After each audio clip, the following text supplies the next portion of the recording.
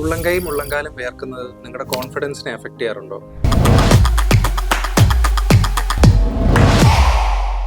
നമസ്കാരം, ഞാൻ doctor Jyothish, consultant dermatologist, Muthoot hospital, Kozhencherry. ഉള്ളംകൈയും ഉള്ളംകാലും അമിതമായി വേർക്കുന്ന രോഗാവസ്ഥയാണ് പാമോപ്ലാന്റർ ഹൈപ്പർഹൈഡ്രോസിസ്. ഇതിനെ നമുക്ക് രണ്ടായി തരംതിരിക്കാം, പ്രൈമറി എന്നും സെക്കൻഡറി എന്നും. മറ്റ് കാരണങ്ങളോ രോഗാവസ്ഥയോ ഒന്നും ഇല്ലാതെ വരുന്ന അമിത വേർപ്പിനെ പ്രൈമറി ഹൈപ്പർഹൈഡ്രോസിസ് എന്നും മറ്റ് രോഗാവസ്ഥകളുടെ ഭാഗമായി വരുന്ന അമിത വേർപ്പിനെ സെക്കൻഡറി ഹൈപ്പർഹൈഡ്രോസിസ് എന്നും പറയും. സെക്കൻഡറി ഹൈപ്പർഹൈഡ്രോസിസ് പല രോഗാവസ്ഥകളിലും കാണാറുണ്ട്. ഉദാഹരണമായി തൈറോയിഡിന്റെ അസുഖമുള്ളവർ, ഹൃദ്രോഗികൾ, പ്രമേഹ രോഗികൾ, ആർത്തവവിരാമം എടുക്കുന്ന സ്ത്രീകൾ ചില മരുന്നിന്റെ പാർശ്വഫലങ്ങളായും കാണപ്പെടാറുണ്ട്. ഇന്ന് ഹൈപ്പർഹൈഡ്രോസിസിന് പല ചികിത്സാ രീതികളും ലഭ്യമാണ്.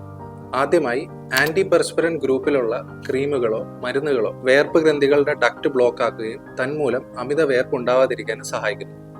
രണ്ടാമതായി വരുന്ന ചികിത്സാ രീതിയാണ് ബോട്ടുലിനം ടോക്സിൻ ഇഞ്ചക്ഷൻ.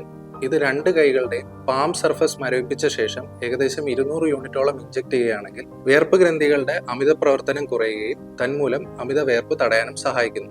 ഇതിന്റെ ഫലം ഏകദേശം 6 മാസത്തോളം നിലനിൽക്കുന്നതാണ്. ഇനി ദീർഘകാലം ഇഞ്ചക്ഷൻസും അല്ലെങ്കിൽ മരുന്നുകളും എടുക്കാൻ മടിയുള്ള പേഷ്യൻസിന് ചൂസ് ചെയ്യാവുന്ന ഒരു ചികിത്സാ രീതിയാണ് അയൺടോഫോറസിസ്. ഇത് ശാസ്ത്രീയമായി അംഗീകരിച്ച ഒരു ചികിത്സാ രീതിയാണ്. ഇതിൽ കൈകളും പാദങ്ങളും തണുത്ത ജലം നിറച്ച ട്രേയിൽ മുക്കിവെച്ച് അതിലൂടെ കുറഞ്ഞ രീതിയിലുള്ള DC കറന്റ് പുറപ്പെടുവിക്കുന്നതിലൂടെ വേർപ്പ് ഗ്രന്ഥികളുടെ അമിത പ്രവർത്തനം കുറയും. ഇത് ആദ്യഘട്ടത്തിൽ ആഴ്ചയിൽ 3 മുതൽ 4 തവണ വരെ ചെയ്യേണ്ടി വരും. ഫലം ഏകദേശം 1 മാസത്തിനുള്ളിൽ ലഭിക്കുന്നതാണ്.